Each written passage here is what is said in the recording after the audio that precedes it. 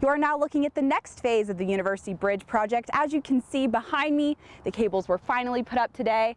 We spoke with City Council, who said that the project should be completed by the fall.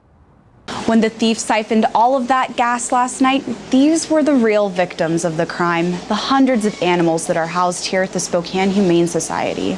As you can see behind me, the doors are open. They opened up at 9:30 this morning. However, the line started bright and early at 7 a.m. So if you're thinking about coming by today, take my advice and just do it. It's easy to see why crews are making this a priority. The branches behind me are already filling with litter. The suspect and her children lived in this house right behind me. However, the shooting happened right outside her neighbor's house, about 20 feet away. The blood is still here.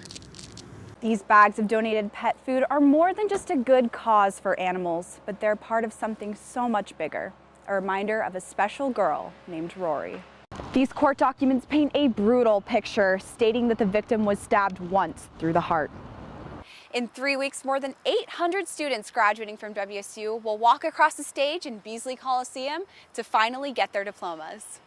Authorities learned the carpet came from Stevens Hall after workers reported one missing the day after people last saw Joyce. The city of Cheney put up this sign behind me yesterday asking folks to stop watering their lawns, and that's all because the city reservoirs are only half full, which is considered to be critically low.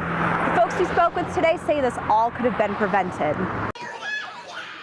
Most people can experience everything a park has to offer without thinking twice about it. But not everyone gets to know what that freeing sensation feels like. Last week, Moscow High School's Buddy Club made a step to help fix that. The Buddy Club aims to create an atmosphere of inclusion while focusing on integrating students with disabilities into the school environment. Starting kids young, getting involved with meeting new people and kind of learning about students with disabilities and what they're capable of and like all the differences between people and how beautiful it is.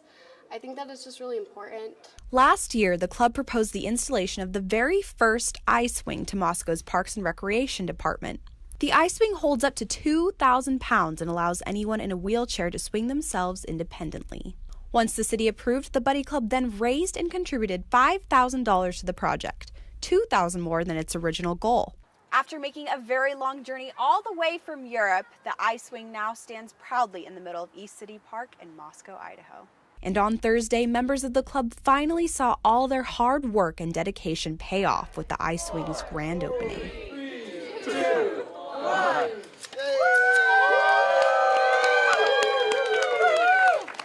When I was younger, I'd go on a swing, be lifted on a swing and be helped.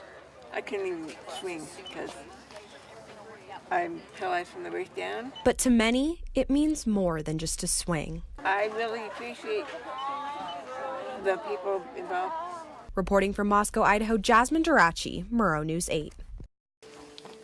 Rarely does someone get lucky enough to find a lifelong passion that ends up a career. For Arlene Falcon, that passion comes in the form of rainbows.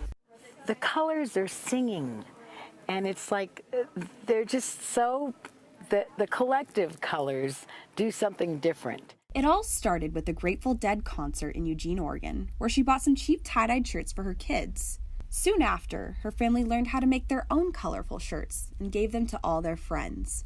But she didn't stop there. So in the early days, back in '89, we started going to barter fairs, which are hippie swap meets. And we took our tie-dyes, and instead of going there just looking around at things, we had an actual booth, and that was the beginning of our business. Later, she went from tie-dyeing at her kitchen table to opening a store she could call her own. Arlene's store features over 175 handmade, colorful items, and anyone leaving the store could leave covered from head to toe in tie-dyed everything.